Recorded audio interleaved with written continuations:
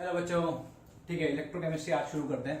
ठीक, सॉल्यूशंस के जो भी क्वेश्चंस हैं you need to submit them as soon as possible, और फिर उसका टेस्ट भी बीच में अभी लेंगे। ठीक है।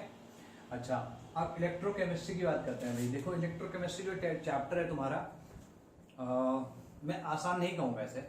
ठीक है, बोर्ड के हिसाब से थोड़ा बहुत आसान कह सकते हो क्योंकि उसमें बेसिक्स आते हैं।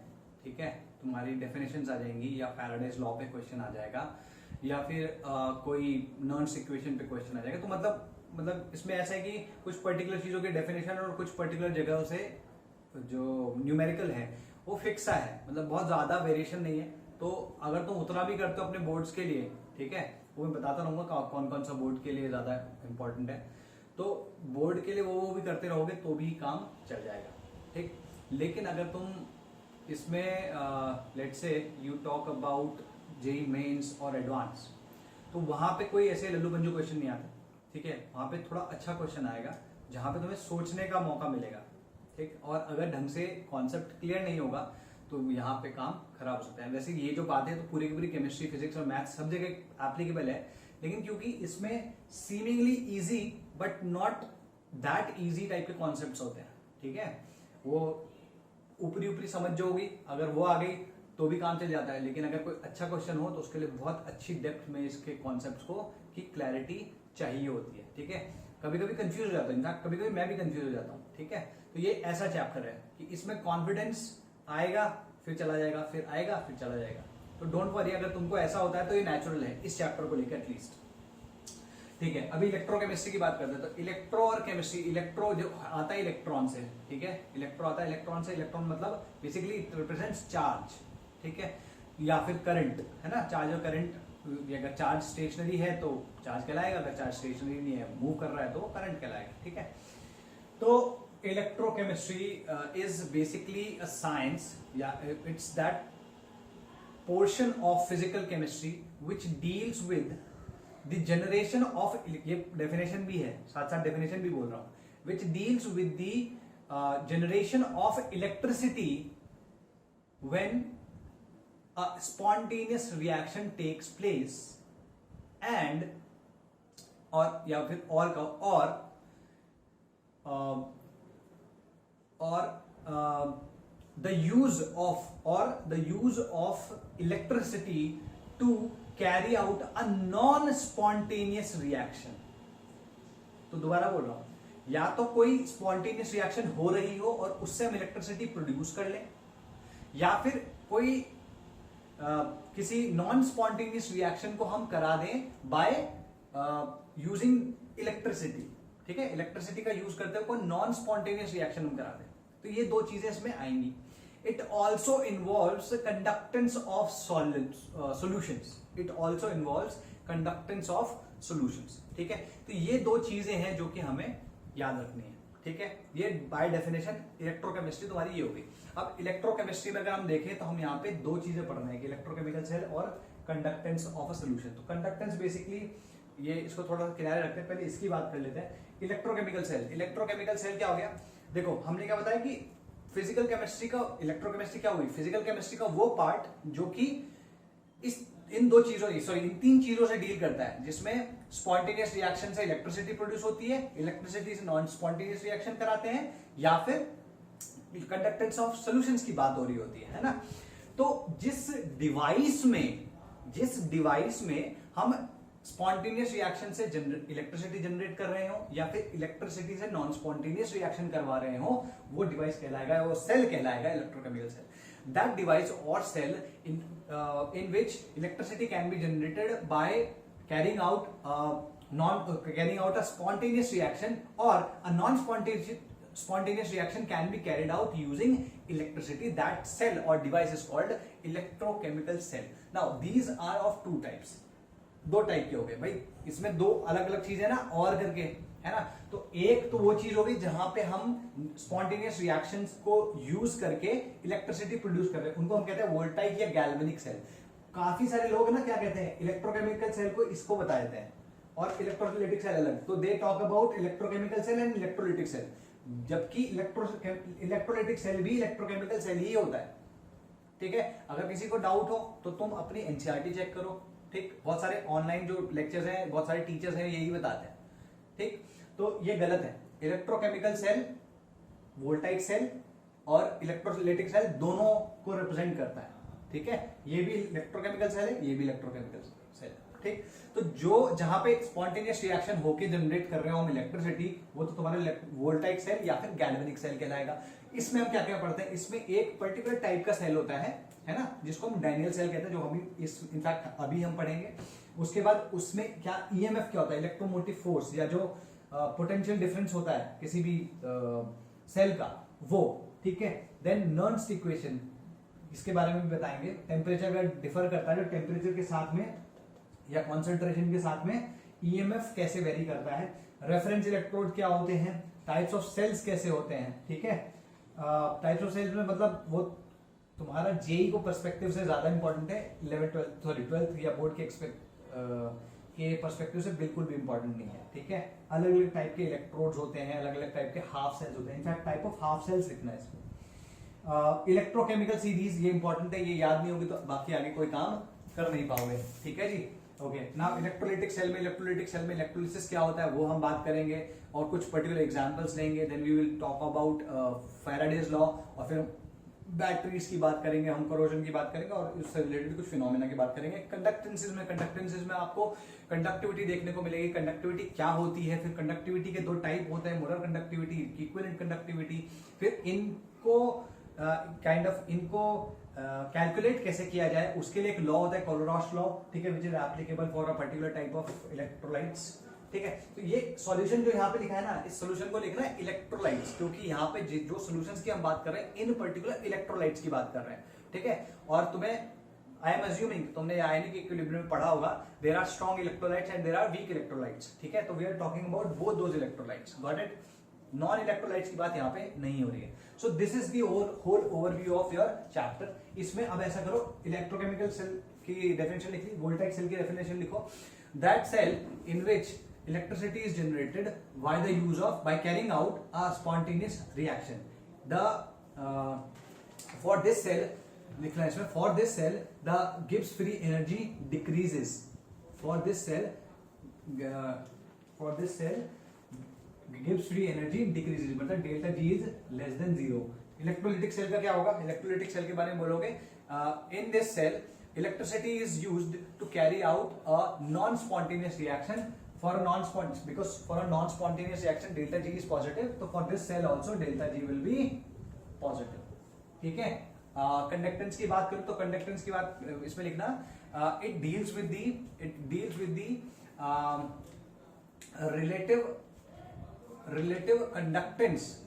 relative conductance of ions furnished by a particular electrolyte in its solution, ठीक है, a particular electrolyte in its solution, ठीक है जी। अब हम बात करेंगे कि ये जो डैनियल सेल है या जो वोल्टाइक सेल है ये क्या है। तो इसके लिए हम एक फिनोमेना की बात करते हैं, इसको मिटा रहा हूं पहले।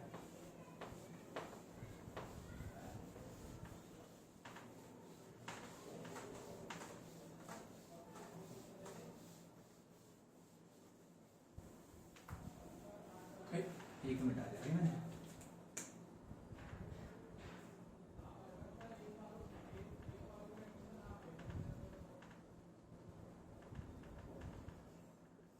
इलेक्ट्रोकेमिस्ट्री, ठीक है। यहां पे हम बात करेंगे वोल्टाइक सेल की, ठीक है, वोल्टाइक या गैल्वेनिक सेल। तो उससे पहले इसकी एक फिनोमेना को हम डिस्क्राइब करते हैं। तो ये फंडा आया कहां से, ठीक है, ये फंडा आया कहां से। देखो, what happened is basically there was this experiment done, या people knew that this happens, ठीक है। हमने क्या किया, यहां पर एक CuSO4 का सॉल्यूशन रखा है, ठीक है, और इसमें हमने एक Zn की एक रॉड डिप कर दी, ठीक है, Zn रॉड। और CuSO4 का तुम्हें पता है कलर क्या होता है, ब्लू होता है, इसलिए मैंने ब्लू से बनाया है, एक्वस CuSO4 सॉल्यूशन। तो यहां हो क्या रहा होता है वो हमें देखना है, ठीक है। एक एक करके बताते हैं, ठीक है।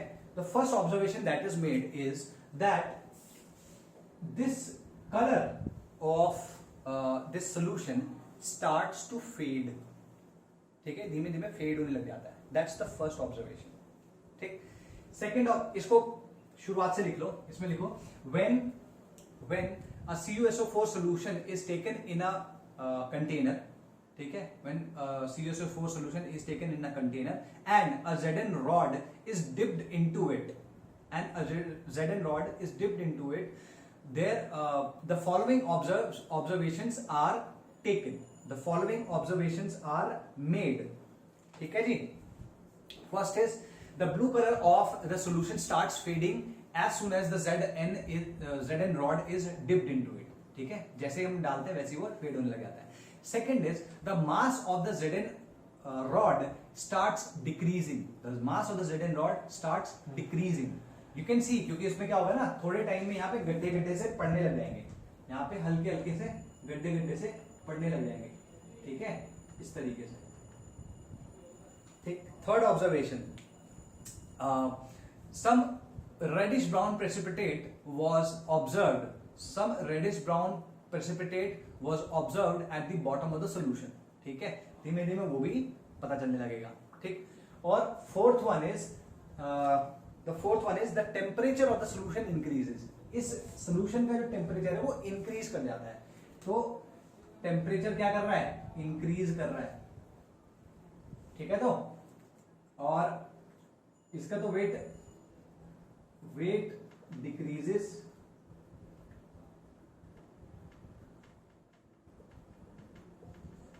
Cu प्रेसिपिटेट,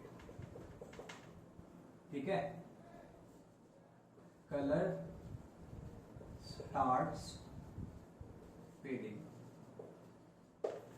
ठीक है। ये चार ऑब्जर्वेशन है, इन चारों से हम क्या क्या इंफॉर्मेशन निकाल सकते हैं, अब हम उसकी बात करेंगे, ठीक है। तो पहला पॉइंट मैंने क्या बोला था कि that the colour starts fading, ठीक है, ये होता क्यों है। फर्स्ट ऑब्जर्वेशन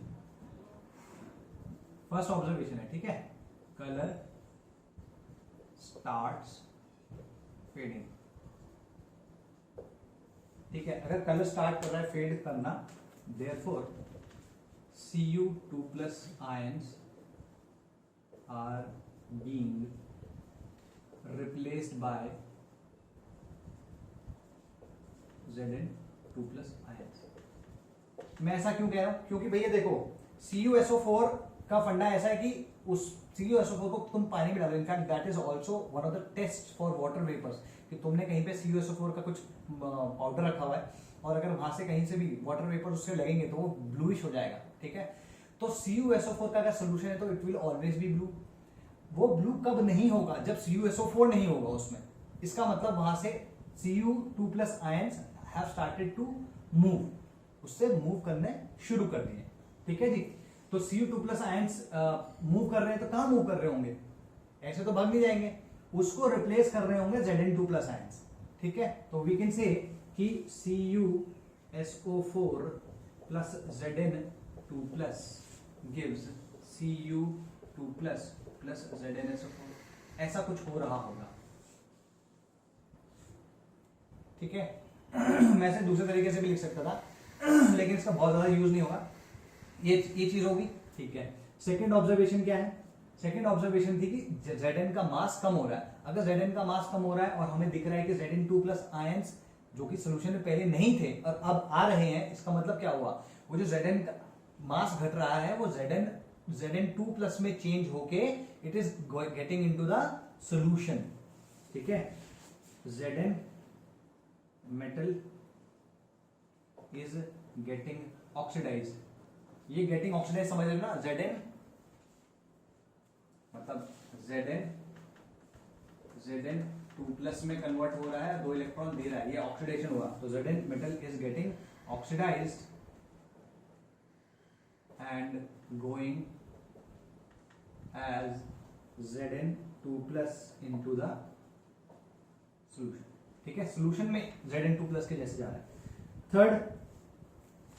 थर्ड हो गया कि भाई Cu कि इस यहाँ पे जो ये रेडिश ब्राउन प्रेसिपिटेट्स मिले, ठीक है, तो लॉजिक यही कहता है कि भाई यहाँ पर Cu प्लस आयंस तुम्हारे इसमें आ गए थे, ठीक है, तो किसी जो ये इलेक्ट्रॉन्स यहाँ निकले हैं, अगर ये इलेक्ट्रॉन्स इस Cu2 प्लस ने ले लिए तो it can get converted into Cu metal, उसके वो प्रेसिपिटेट बन सकते हैं, ठीक है। तो लिखो the Cu2 plus ions released would accept the two electrons given by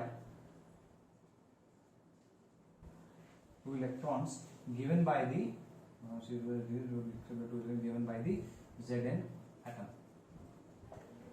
Hence they convert into Cu, ठीक है। तो किस तरीके से होगा, यहाँ पे Cu2 plus electrons, it will 2 electrons, it will give Cu, ठीक है जी। और लास्ट क्या है, क्योंकि देखो यहाँ पर इलेक्ट्रॉन्स इससे निकले और इस Cu ने एक्सेप्ट कर लिए, तो दिस काइंड ऑफ रिडॉक्स, ये रिडॉक्स रिएक्शन है या नहीं है, तो एक सेकंड रुको, यहां पे लिख देते हैं, this is redox reaction and direct redox reaction at that, direct redox reaction.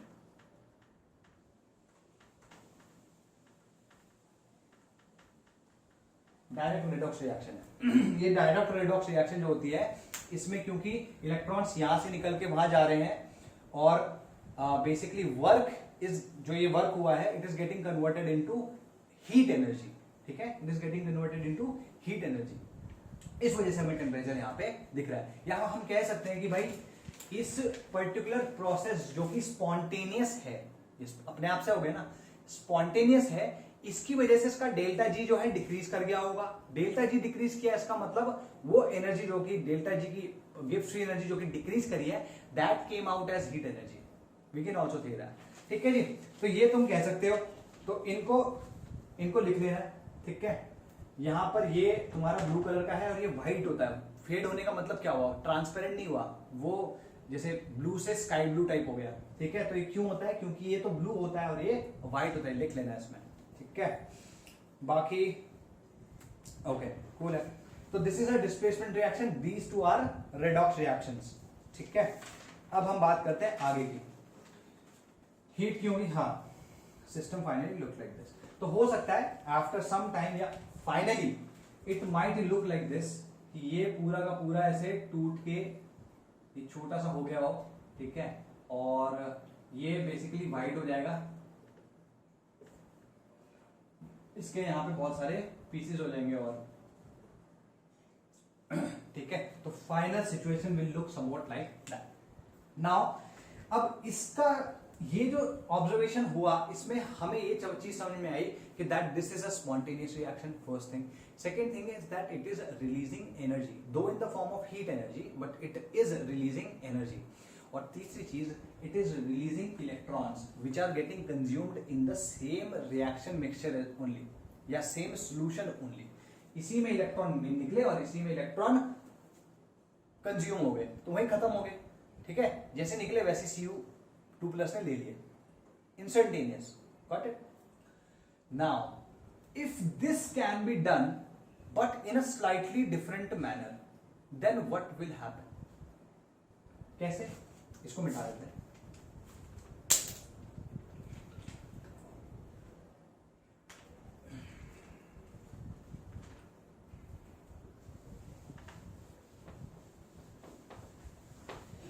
इसमें हम अगर ऐसा कुछ कर सकें कि ये जो रिएक्शन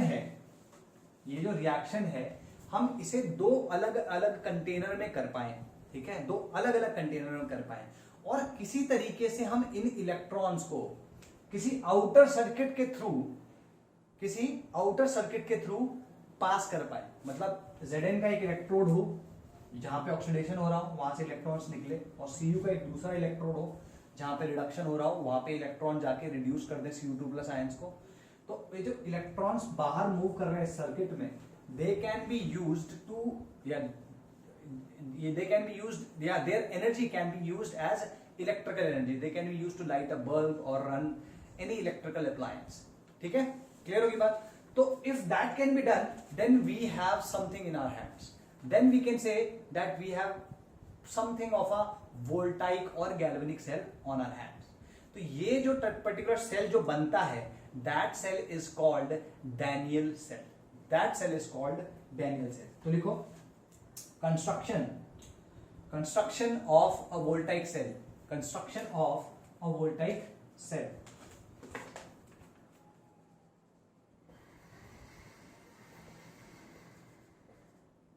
इसको हम कहते हैं Daniell cell. ठीक है, तो इसमें लिखो, इसमें लिखो when direct spontaneous redox reaction took place in the same container, heat was released. That meant that the lowering in Gibbs free energy was converted into this heat energy. If this reaction took place in two different containers, and the electrons could be transferred via an external circuit, then we can say that we can generate electricity through this spontaneous reaction. ठीक है जी? This way the lowering in Gibbs energy can be used as electrical energy instead of just being wasted as heat energy. ठीक है जी? अब जो मैं बताने वाला हूं, that is the whole idea, या पूरा का पूरा Daniell cell बनेगा. अब Daniell cell में जो जो चीजें होंगी वो एक एक करके, बिकॉज मैं पूरा समझाऊं और फिर लिखवाऊं वो उतना हो नहीं पाएगा. मैं साथ साथ बताता भी रहूंगा और तुमको साथ साथ लिखते भी रहना है. ठीक है भाई? तो यहां पर हम एक Daniell cell बनाएंगे. चलो ठीक है, इधर बनाते हैं.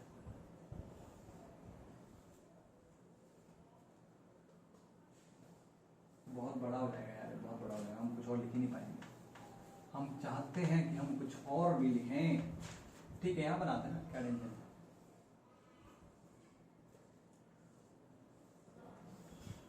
ठीक है जी, मैं साथ साथ बोलूंगा, लिखते रहना. ठीक, तो लिखो,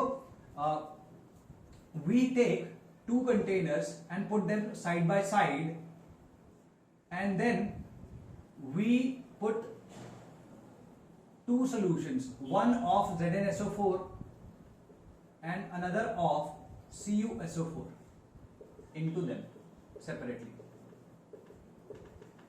ठीक, in the container with ZnSO4 as the solution, we put a zinc rod, अभी electrode मत लिखो, zinc rod, and in the CuSO4 solution we put a Cu rod, copper rod. The Zn solution is on the left,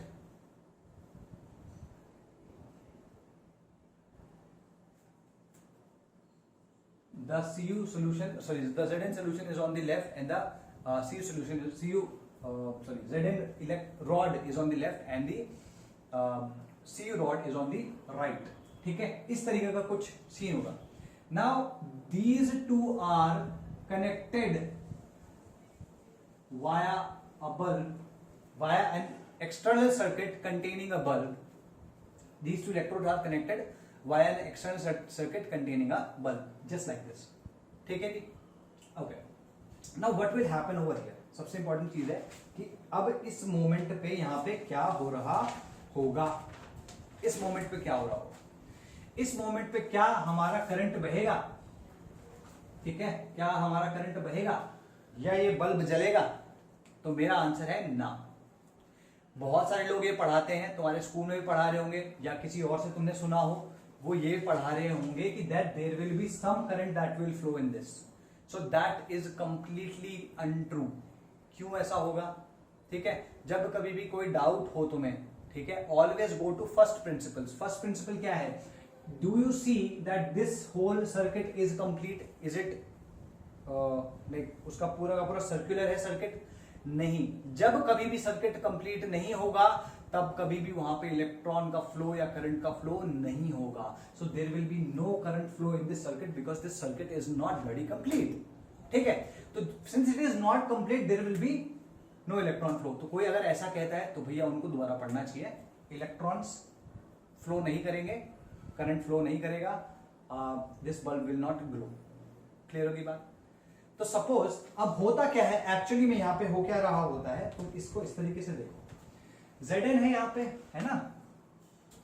अगर मान लो कि electron flow करते, ठीक है, तो कैसे करते या किस तरफ करते? मैं समझाने के लिए अब बोल रहा हूं, जो मैं बता रहा हूं उसमें 100% सच्चाई नहीं है, उसमें कुछ पार्ट जो सच होगा वो बता दूंगा, कुछ पार्ट जो नहीं है वो बताऊंगा।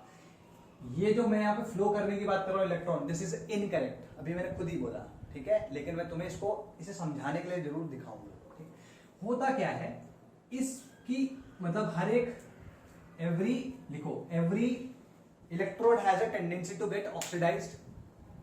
एवरी यही कह लो, every metal has a tendency to go into या convert into its ion, convert into its ion. This tendency is called solution pressure. This tendency is called solution pressure. ठीक है,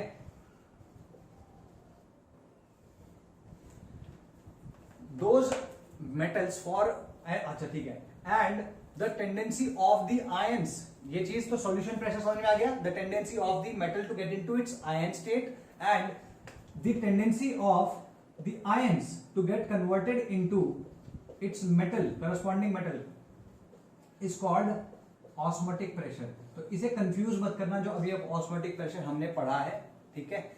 ये दो चीजें जो हैं, ये इसमें जो फिनोमेना हो रहा है उसको एक्सप्लेन करने के लिए मैं यहाँ पे बता रहा हूँ, ठीक है। सोल्यूशन प्रेशर, अगर मेटल एटम आयन में जाना चाहता है उस टेंडेंसी को, ठीक है, और जो मेटल आयन है जब वो एटम में आना चाहता है, मेटल एटम में आना चाहता है, उस टेंडेंसी को हम ऑस्मोटिक प्रेशर कहते हैं।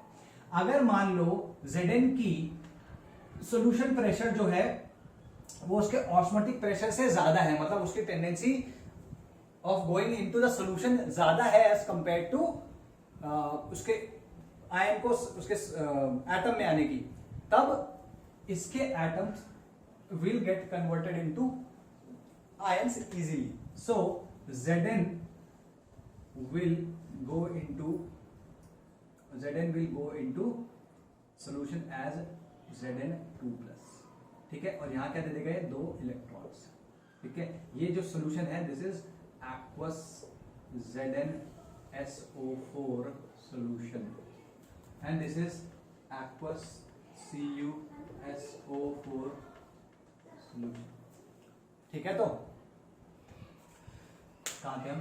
वेट, ठीक है, ये ZnSO4 सोल्यूशन है, ये CuSO4 सोल्यूशन है। अब इसमें मैं क्या कह रहा हूं, इसका Sp इसके OP से ज्यादा है तो इसकी टेंडेंसी यहां पे जाने की ज्यादा होगी, ठीक है। अच्छा, सेम वे अगर मैं Cu की बात करूं तो Cu2+ के जो आयंस है, अगर मैं ये कहूं कि इसकी जो OP जो है, osmotic pressure of Cu2+ ions is greater than that of its solution pressure, OP is greater than Sp, या इसके मेटल की बात करूं इसका OP इसके Sp से ज्यादा है, तो इसके आयंस का इसके एटम में आने की टेंडेंसी ज्यादा होगी। तो जो ये दो इलेक्ट्रॉन यहां अगर मान लो किस तरीके से आते हैं तो ये इलेक्ट्रॉन्स गेन करेगा और it will give Cu atom, ठीक है।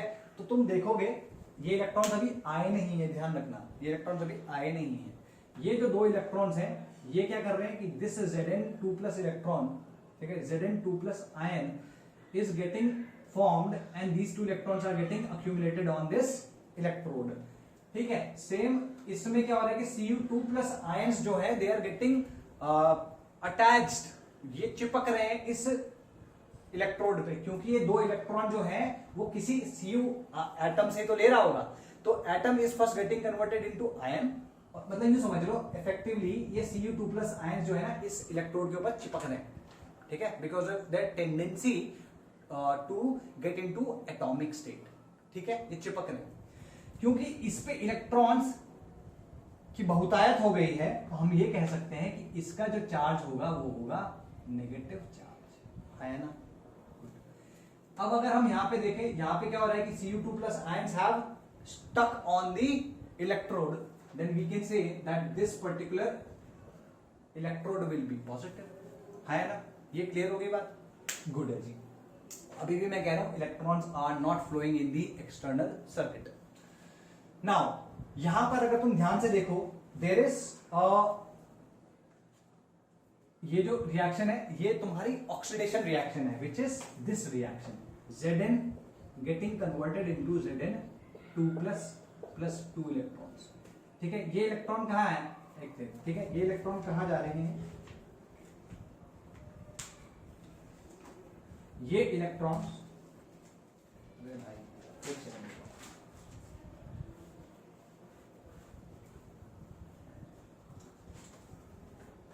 हाँ, ये इलेक्ट्रॉन्स इनटू द रॉड, ठीक है, और ये रिएक्शन कौन सी है, ऑक्सीडेशन, सिंपल। अच्छा, यहां पे क्या रिएक्शन हो रही है, यहां पे रिएक्शन हो रही है आपकी Cu2 plus 2 electrons getting into Cu, ठीक है।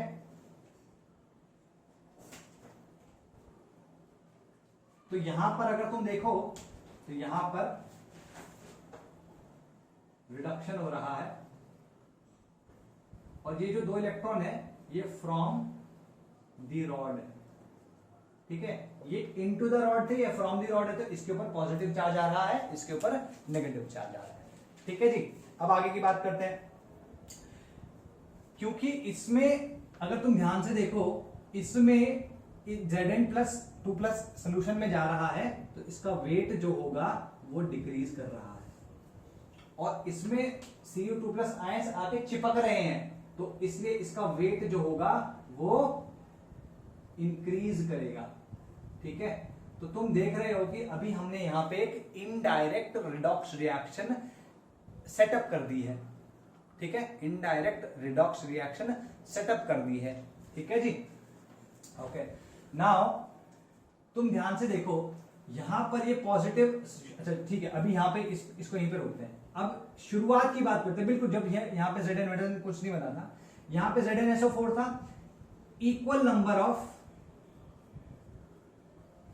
Zn2+ आयंस थे, या यूं समझो कॉन्सेंट्रेशन, और इस तरीके से लिखते हैं भाई, कॉन्सेंट्रेशन Zn2+ की concentration was equal to SO4 2- की कॉन्सेंट्रेशन, शुरुआत में, बिल्कुल शुरुआत में, उस वक्त कुछ नहीं हुआ था, ठीक है, क्लियर होगी बात। यहां पे अगर हम देखें तो क्या था, Cu2+ was equal to SO4, ये दोनों SO4 2- जो है वो अलग अलग है, वहां का जो SO4 2- था उसकी कॉन्सेंट्रेशन वहां के Cu2+ के इक्वल थी।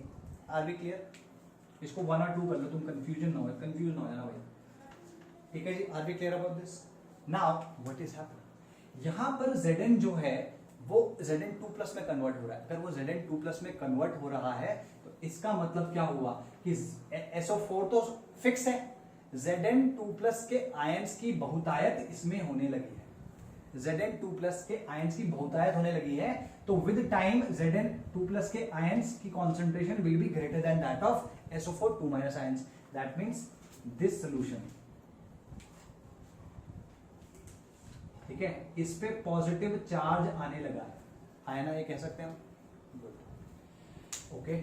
अच्छा, अब इसकी बात कर लो, यहां पे क्या हो रहा है, Cu2+ आयंस कम हो रहे हैं, जैसे यहां पे Zn2+ आयंस बन रहे थे तो Zn2+ आयंस बढ़ रहे थे, वैसे यहां पे Cu2+ आयंस कंज्यूम हो रहे हैं तो Cu2+ आयंस कम हो रहे हैं, तो यहां पे Cu2+ आयंस की कॉन्सेंट्रेशन SO4 2- आयंस से कम है। इसका मतलब क्या हुआ कि ये सोल्यूशन जो है अब धीमे धीमे नेगेटिव हो जाएगा, हाँ या ना, है ना, क्लियर। अच्छा, क्योंकि ऐसा हो रहा है तो क्या फर्क पड़ रहा होगा, वो फर्क क्या है, देखो यहां पर ये इलेक्ट्रॉन की टेंडेंसी जाने की थी कि जा सकते, लेकिन क्योंकि यहाँ पे जैसे जैसे Zn2+ के आयंस बने, और ये बहुत जल्दी होता है, बहुत ही जल्दी होता है, मतलब तुमने डिप किया और इंस्टेंटेनियसली ऐसा हो जाता है। तो जैसे ही तुमने डिप किया Zn2+ आयंस की बहुतायत इस सोल्यूशन में हो गई, तो ये इलेक्ट्रॉन्स का यहां से जा पाना मुश्किल हो जाता है। These Zn2+ ions pull at them, खींच के रखते हैं, जाने नहीं देते उसको, तो ये भाई साहब जाने नहीं देते, ठीक। और यहां पे क्या है कि यहां पर जो सोल्यूशन है, सोल्यूशन में नेगेटिव चार्ज डेवलप हो गया है, तो जो इलेक्ट्रॉन यहां से शायद आ सकते थे वो इलेक्ट्रॉन्स को अभी आने भी नहीं देगा। तो मूव करने का तो चांस था नहीं, लेकिन मैं उसको समझा रहा हूं कि क्यों नहीं था, क्योंकि जैसे तुमने डाला वैसी इन आयंस की टेंडेंसी बन गई इलेक्ट्रॉन्स को खींच के रखने की, और वैसी इस सोल्यूशन की टेंडेंसी बन गई इन इलेक्ट्रॉन्स को दूर करने की, ठीक है। This solution is negatively charge, ठीक है। इनिशियली दोनों के दोनों न्यूट्रल थे, ध्यान रखना, initially both of them were neutral, now they are not, ठीक है जी। Are we clear about this? ठीक है जी। तो यहां पर तुम्हारा ये सोल्यूशन आके रुक गई, एक तरीके का इक्विलिब्रियम यहां पे सेट हो गया, ठीक। Now what happens after that? इसको आगे ले जाने के लिए हम क्या कर सकते हैं? इसको आगे ले जाने के लिए हम एक काम करते हैं जिसको हम कहते हैं एक सॉल्ट ब्रिज। सॉल्ट ब्रिज भाई साहब एक उल्टी ही यूट्यूब के जैसे हैं, ठीक है। वो वाला यूट्यूब नहीं जो तुम देखते हो, जिसपे तुम ये वीडियो देख रहे हो, not that YouTube. It's a tube in U shape but inverted, ठीक है जी।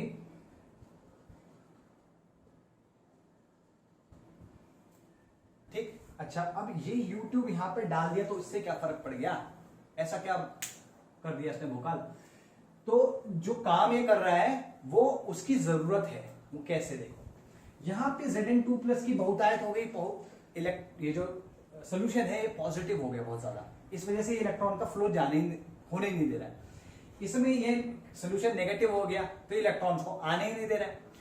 अब अगर किसी तरीके से, मान लो किसी तरीके से मैं यहां से या इस पॉजिटिव चार्ज को कम कर सकूं, किसी तरीके से इस पॉजिटिव चार्ज को यहां कम कर सकूं, और इस नेगेटिव चार्ज को, जो नेगेटिव सोल्यूशन है यहां पे, इसको भी कम कर सकूं, तब क्या होगा? इसकी टेंडेंसी इसको जाने देने की थोड़ी सी बढ़ जाएगी, या इसको रोकने की टेंडेंसी कम हो जाएगी, सो टू से। इसकी टेंडेंसी इसको रोकने की कम हो जाएगी, और इसकी टेंडेंसी, इस सोल्यूशन की टेंडेंसी इन इलेक्ट्रॉन्स को रोकने की कम हो जाएगी, ठीक। अब तो बोलोगे सर यहाँ पे ऐसा क्या हो गया कि इलेक्ट्रॉन्स फ्लो करने लग जाएंगे? यहाँ पे ऐसा ये हो गया कि इस सॉल्ट ब्रिज ने इस सर्किट को कंप्लीट कर दिया, इस सोल्यूशन को कंप्लीट कर दिया, इस वजह से करंट अब बह सकता है। कैसे किया वो मैं बताऊंगा, लेकिन अगर मैं यहां से कुछ नेगेटिव इलेक्ट्रॉन इसमें डाल सका तो ये Zn2+ आयन को मतलब बैलेंस करेगा, इसके चार्ज को बैलेंस करेगा, तो इसका पॉजिटिव चार्ज होगा वो घटने लगेगा।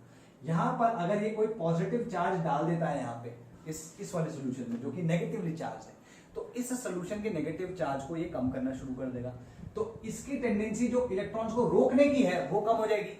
अब क्योंकि सर्किट पूरा का पूरा कंप्लीट है, तो these electrons can move, these electrons can travel, got it? These electrons can travel, ठीक है। ये क्या है? Flow of electrons, this is from left to right, ठीक है। और यहां पर मैं एक दूसरे, चलो ठीक है ब्लैक से ही कर रहा हूं यार, दूसरा पेन अभी मिल रहा है। यहां पर this is the flow of I, ठीक है, फ्रॉम राइट टू लेफ्ट। भाई ये ध्यान रखना, नेगेटिव चार्ज का फ्लो जिस तरफ होता है, करंट का फ्लो एग्जैक्टली उसके ऑपोजिट होता है।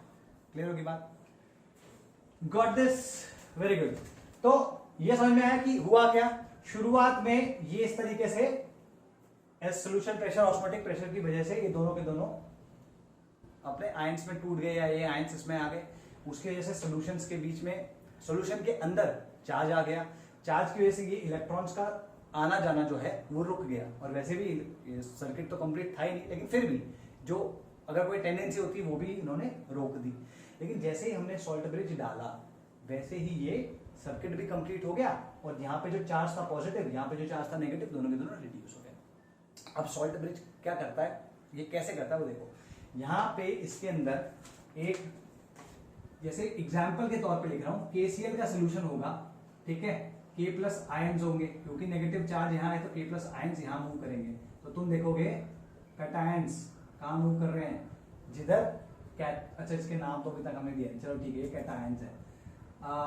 Cl minus ions, they will moving in this side anions, ठीक है।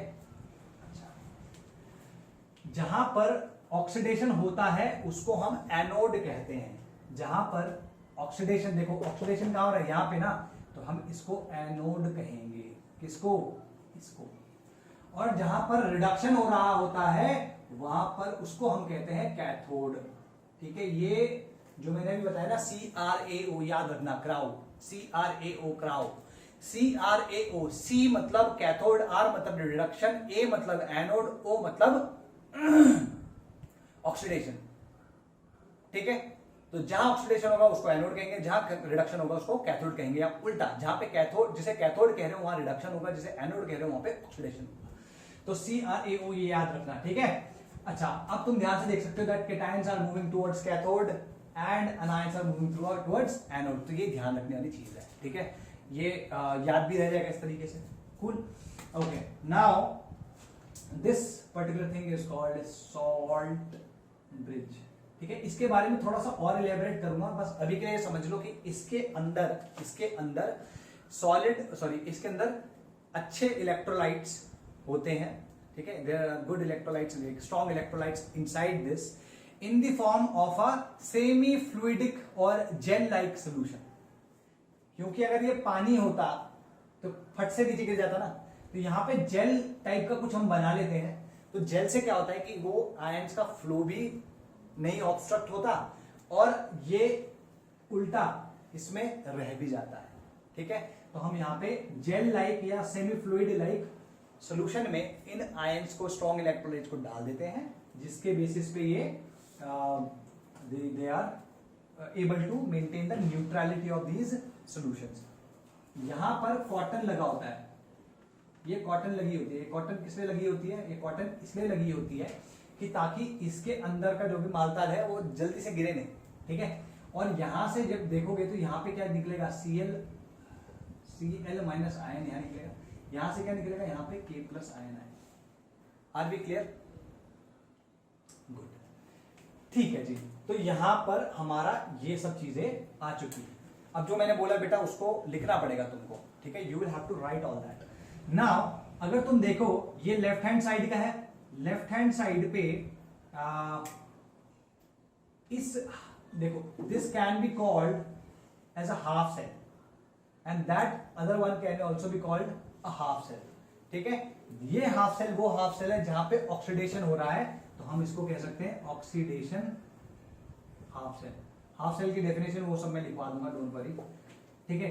अब ऑक्सीडेशन में तो ऑक्सीडेशन हाफ सेल कह सकते हैं, या फिर यहां पे एनोड है तो इसको एनोडिक हाफ सेल कह सकते हैं।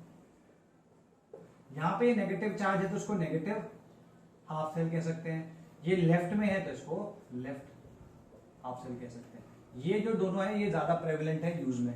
इसी तरीके से अगर मैं इसको बोलूं तो ये ऑक्सीडेशन, यहां पे रिडक्शन हो रहा था, ये क्या हो जाएगा, रिडक्शन हाफ सेल। यहाँ पे रिडक्शन के साथ ये कैथोड है तो ये कैथोड हाफ सेल कह सकते हैं। तो अगेन यही दोनों मोस्टली यूज होते हैं। बाकी दोनों कौन से हुए, बाकी दोनों हुआ पॉजिटिव हाफ सेल और राइट हाफ सेल, ठीक है जी। This solution is called anodic half electrolytic,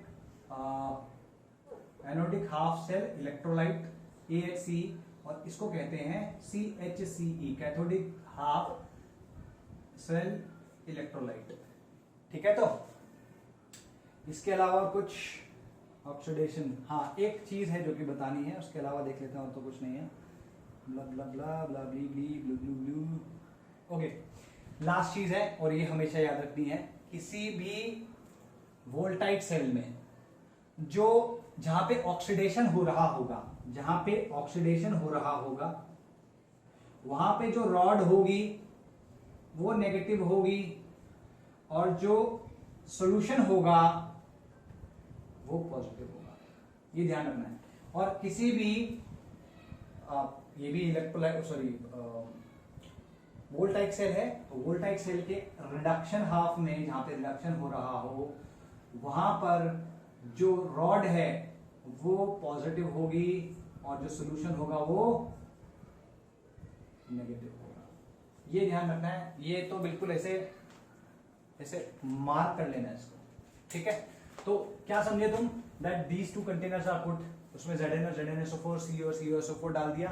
शुरुआत में कुछ नहीं हुआ, अगर हमने इसको एक सर्किट से बांध भी दिया तो नो बल्ब विल ग्लो। उसके बाद यहाँ पे हमने देखा कि Zn और Zn की जो सोल्यूशन प्रेशर भी मैंने लिखवाया, सोल्यूशन प्रेशर लिख लेना, ठीक है। और ऑस्मोटिक प्रेशर, तो इसका सोल्यूशन प्रेशर इसके ऑस्मोटिक प्रेशर से ज्यादा है तो ये Zn2+ में कन्वर्ट हो जाता है, इसका ऑस्मोटिक प्रेशर इसके सोल्यूशन प्रेशर से ज्यादा है तो ये Cu2+ Cu में कन्वर्ट होता है, ठीक है। यहाँ पे इलेक्ट्रॉन की बहुत आयत हो जाती है इसलिए इलेक्ट्रॉन नेगेटिव होता है, यहाँ पे Cu2+ की बहुत आयत हो जाती है तो ये पॉजिटिव है। बाकी तो तुम्हारे पास सब कुछ सामने है ही, ठीक है। तो ये सब तुम कर लोगे, ठीक।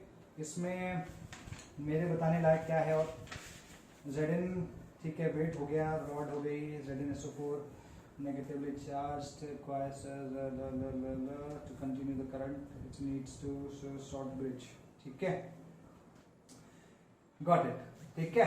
सेमी लिक्विड से अब जो नेक्स्ट चीज लिखनी है वो ये है, this reaction will take place until, तीन कंडीशन है, दिस रिएक्शन कब तक होगी, ये रिएक्शन हमने पूरा का पूरा सेल बना दिया है, ये रिएक्शन कब तक होगी, या तो दोनों में से एक या दोनों के दोनों इलेक्ट्रोड खत्म हो जाए, फर्स्ट कंडीशन ये है। सेकंड कंडीशन है कि इसकी दोनों में से एक या दोनों इलेक्ट्रोलाइट खत्म हो जाए, या फिर जो सॉल्ट ब्रिज के अंदर आयंस हैं वो खत्म हो जाए। तो तीन कंडीशंस है जिसमें ये रिएक्शन रुक जाएगी, गॉट इट, ठीक। एनोड कौन सा होता है ये भी पता चल गया, कैथोड कौन सा होता है ये भी पता चल गया, ठीक है। बाकी तो इसमें और सब चीज बता ही चुका हूं। अब सॉल्ट ब्रिज के बारे में बात करते हैं। देखो भाई, ये जो मैंने अभी बताया ये बहुत सारा है इसमें, ठीक है। तुम्हें ये क्वेश्चन आता ही है, हर दूसरे तीसरे साल ये आएगा तुम्हारे बोर्ड में, ठीक। तो इसमें बोलेगा कि तुम्हारा वोल्टाइक सेल बनाओ, वोल्टाइक सेल बनाओगे तो कैसे बनाओगे, वोल्टाइक सेल बनाओगे तो उसमें क्या करना है, एक ऐसा डब्बा बनाना है, दूसरा डब्बा बनाना है, इसमें एक सॉल्ट ब्रिज लगाना है, इसमें एक इलेक्ट्रोड डालना है और इसको यहाँ कनेक्ट कर देना है, इलेक्ट्रॉन्स के फ्लो का डायरेक्शन दिखाना है, आई के फ्लो का डायरेक्शन दिखाना है, और बस एक ये रिएक्शन लिख देनी है यहाँ पे, हाँ, that's it, that will be enough, ठीक है। Now let's talk about salt bridge, let's talk about salt bridge. Salt bridge, एक सेकंड देख लेते हैं कितना टाइम हुआ है, अभी तो ठीक है, अभी हम कर सकते हैं, जल्दी कर सकते हैं इसको, ठीक है। सॉल्ट ब्रिज, अब सॉल्ट डेनियल सेल का ही पार्ट है, मैंने मिटा दिया लेकिन डेनियल सेल का ही पार्ट है ये, ठीक है। इधर मैं इसको नीचे मिटा रहा हूं भाई, यहाँ पे गलत मिटाया ये, इसको दोबारा लिख देते हैं। यहाँ पर Zn getting converted into Zn, अच्छा ये सॉलिड होते हैं, ध्यान रखना, ये एक्वस होगा और ये सॉलिड होगा, Zn2+ + 2 इलेक्ट्रॉन्स, ठीक है जी, ये क्लियर होगी बात, ओके। सॉल्ट ब्रिज की बात करते हैं। तो सॉल्ट ब्रिज क्या था, सॉल्ट ब्रिज में लिखो, salt bridge is an inverted U tube in which a strong electrolyte, in which a solution of a strong electrolyte is kept in semi-fluidic, या ऐसे करना semi-fluidic और जेल जब लिखोगे तो उसके बगल में अगर लिख लेना, AGAR, अगर मगर वाला अगर, ठीक है। तो इसमें जो अगर है basically that is used to form the gelatin और the gel inside the U tube, ठीक है। तो जो सेमी फ्लूइडिक होता है that happens because of the agar, ठीक है। So where solution of an strong electrolyte is kept in the semi fluidic or gel form using agar, ठीक है, first thing. Second thing is कि the electrolytes can be KCl, KNO3, NH4Cl, ठीक है, which can move easily in the inside the salt bridge। ये इसके बारे में लिख लो दो चीज। नाउ फंक्शंस की बात कर लेते हैं, फंक्शन क्या क्या होते हैं सॉल्ट ब्रिज के। तुम देखो, सबसे पहला फंक्शन तो यहाँ पे दिख ही रहा है कि भैया जब तक सॉल्ट ब्रिज करंट कहां तक, क्योंकि ये सर्किट कंप्लीट ही था। तो first one is to complete the circuit, to complete the circuit. Second one is to complete the circuit without the salt bridge, without the salt bridge there will be no current, without the salt bridge there will be no current. Second, it maintains neutrality, सबसे important तो यही है ना, Zn2 plus है, Zn2 plus में Cl minus ions डाले तो उस सोल्यूशन की न्यूट्रलिटी को मेंटेन करना शुरू कर दिया। इधर उसने K प्लस डाला तो इधर वाले सोल्यूशन की न्यूट्रलिटी को मेंटेन करना शुरू कर दिया। ठीक है जी, तो it maintains neutrality of both the solutions in both halves of the cell by furnishing the oppositely charged ion to the solution, to the electrolyte, not solution, to the electrolyte. On the on the Zn2 plus side it furnishes a negative ion, for example Cl minus, and on the Cu side or the cathodic side it furnishes K plus ion, sorry it furnishes a positive ion, example K plus ion। ठीक है, ये दो हो गए। तीसरा, अब ये जो चीज मैं बता रहा हूं ये इंपॉर्टेंट है, ये चीज क्या है, लिक्विड लिक्विड पोटेंशियल को डिक्रीज करता है। ठीक है, it reduces the liquid liquid potential. तो ये लिक्विड लिक्विड पोटेंशियल क्या है वो देखते हैं। ठीक है जी, तो ये लिक्विड लिक्विड पोटेंशियल क्या है।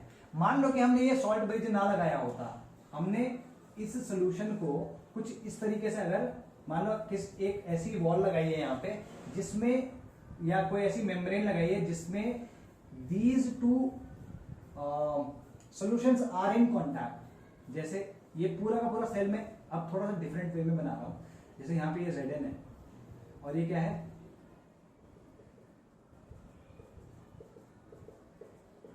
ऐसा कुछ है मान लो। ठीक है, यहाँ पे Cu है, ये Cu भाई साहब है।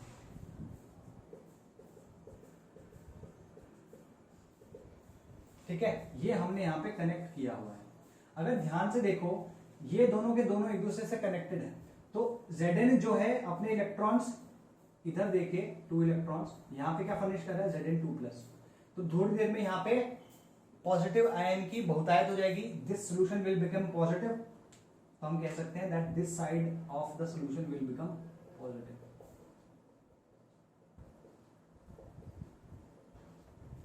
ठीक है, तो अच्छा, और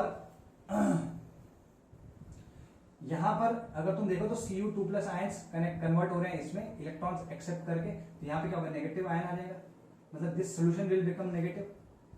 तो तुम देख सकते हो on the right hand side it becomes negative. तो ये जो नेगेटिव और पॉजिटिव चार्ज का सेपरेशन हुआ है, इसकी वजह से यहाँ पे एक पोटेंशियल डिफरेंस क्रिएट हो गया है। That potential difference is called liquid liquid junction potential, LLJP, liquid liquid junction potential. तो लिखो लिक्विड लिक्विड जंक्शन, पहले तो पॉइंट लिख लो फिर लिक्विड लिक्विड जंक्शन पोटेंशियल के बारे में बताएंगे। लिखो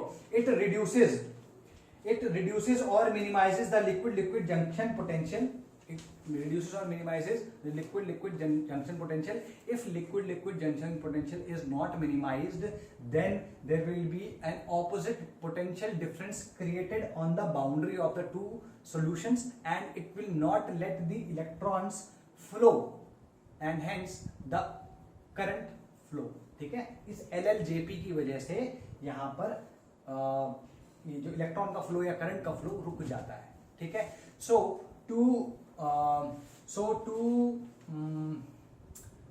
reduce this LLJP, the salt bridge furnishes negative ions on the positive solution towards the positive solution and positive ions towards the negative solution। ये यहाँ पे काम करता है। ठीक है जी, अच्छा, तो लिक्विड पोटेंशियल के और लिक्विड लिक्विड जंक्शन पोटेंशियल के बारे में लिख लो। If the two solutions were put side by side each other, side by side touching each other, there will be charge separation because of the charge developed between the two, charge developed in the two solutions. On the left hand side there is positive solution, on the right hand side there is negative solution. Because of this charge separation there will be a potential difference created between them. This potential difference is called LLJP, है ना। और ये potential difference जो है इस electron के movement को oppose करेगा। ठीक है, गॉट इट? ये समझ में आया? अच्छा, अब कंडीशंस लिख लो। कंडीशन क्या है? ठीक है, कंडीशन क्या है वो देखो। देखो भाई, सॉल्ट ब्रिज कैसा होना चाहिए उसके बारे में है ये कंडीशन। पहली चीज तो ये है कि जैसे मैंने KCl यूज किया, मैंने NaCl या कोई और नहीं बोला, या मैंने कोई रैंडम इलेक्ट्रोलाइट नहीं बोला, मैंने KCl बोला, KNO3 बोला या NH4Cl बोला। क्यों बोला?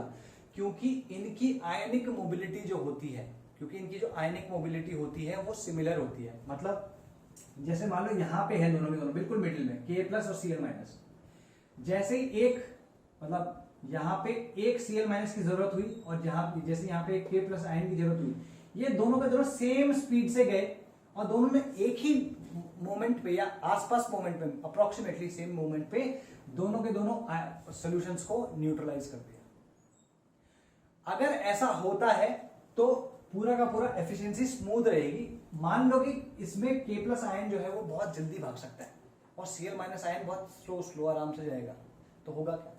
यहां पर ये जल्दी जल्दी से न्यूट्रलाइज हो जाएगा, लेकिन ये उतनी जल्दी न्यूट्रलाइज होगा नहीं। तो इस वजह से इसमें जो ये यहाँ पे जो पोटेंशियल डेवलप हो रहा था ना, वो जाएगा नहीं।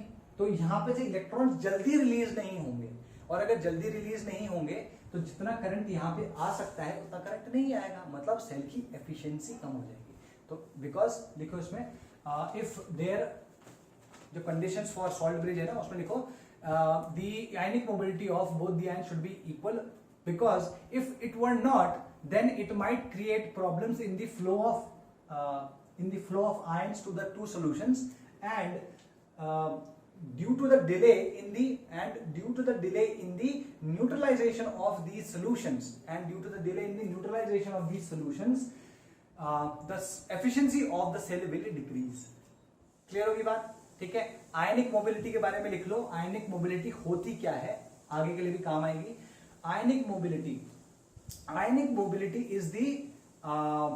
Is the distance travelled per unit time, मतलब पर यूनिट टाइम कितना डिस्टेंस ट्रैवल किया under the influence of electric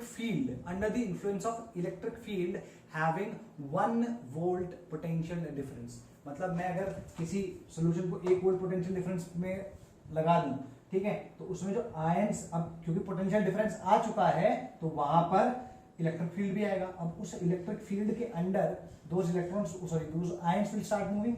अगर पॉजिटिव होगा तो नेगेटिव टर्मिनल की तरफ जाएगा, नेगेटिव होगा तो पॉजिटिव टर्मिनल की तरफ जाएगा। तो कितनी स्पीड से वो जा पा रहे हैं, दैट इज आयनिक मोबिलिटी। ठीक है, ये क्लियर होगी भाई बात? ठीक, तो इसमें जितना लाइटेस्ट आयन होगा उसकी आयनिक मोबिलिटी उतनी ज्यादा होगी, है ना, और जितना हेवीएस्ट होगा उसकी उतनी कम होगी। तो कैटायंस में H+ आयन की सबसे ज्यादा होती है और अनायंस में OH- आयन्स की सबसे ज्यादा होती है। ठीक है, सेकंड जो कंडीशन है वो लिखो। The ions of the salt bridge should not react with either the rod or the electrolyte। Electrolyte या ये जो रॉड है, इन दोनों में से किसी के भी साथ वो रिएक्ट नहीं करना चाहिए। एग्जाम्पल के तौर पे मान लो कि Ag का इलेक्ट्रोड है, ठीक है, और तुमने यहाँ पे Cl- डाल दिया, जैसे KCl अगर for example you are using, तो KCl क्या देगा, यहाँ Cl देगा फॉर एग्जाम्पल मान लो। तो KCl क्या करेगा, सीधे ये अटैक करेगा इस पे और AgCl बनेगा और वो की ऐसा प्रेसिपिटेट आ जाएगा। तो ये क्या करता है, रिड्यूस कर देता है सेल की एफिशिएंसी को। तो दिस इज नॉट सुटेबल। तो the salt bridge should not contain any ion which might react with the electrode or the electrolyte. ठीक है, एग्जाम्पल के तौर पे KCl in the where Ag is an electrode.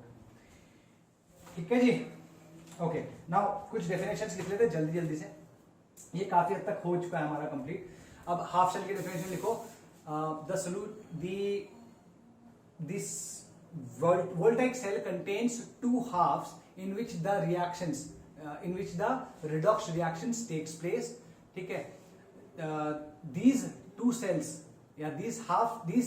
are called half cells, या these are called half cells। ठीक है, the half cell in which oxidation reaction takes place is called oxidation half cell, and the the half cell in which reduction takes place is called reduction half cell. ठीक है. Second चीज लिखो half cell reactions. The reactions, the half cell reactions which take place, or the oxidation reaction that takes place in the oxidation half cell is called half cell reaction of that cell, या oxidation half cell reaction. और when, या दोबारा से लिखो इसको, half cell reactions. The reactions taking place in the half cell are called half cell reactions. The oxidation reaction taking place in the oxidation half cell is called oxidation half cell reaction, and the reduction reaction taking place in the reduction half cell is called reduction half cell reaction, RHCE, RHCR. ठीक है, ये clear होगी बात. Now let's talk about electrodes and एक second रुको, अगर electrode like time है एक ऑलरेडी, तो ऐसा करते हैं इलेक्ट्रोड्स कल करते हैं. यहाँ पे तुम्हारा डैनियल सेल कंप्लीट हो चुका है. ठीक है, अभी डैनियल सेल से जो हमें चीजें थोड़ा थोड़ा पता चलेंगी वोल्टाइक और गैल्वेनिक सेल में, वो हमें ग्रेजुअली एक एक करके पता चलेंगी. ठीक है, ये ऐसा करते हैं यार, कर लेते हैं इसको इलेक्ट्रोड पोटेंशियल. चलो ऐसा करते हैं, कल करते हैं. ठीक है, तो इलेक्ट्रोड पोटेंशियल हम आगे करेंगे, इलेक्ट्रोड और इलेक्ट्रोड पोटेंशियल वो सब आगे करते हैं. चलो फिर ठीक है, बाय बाय, टेक केयर.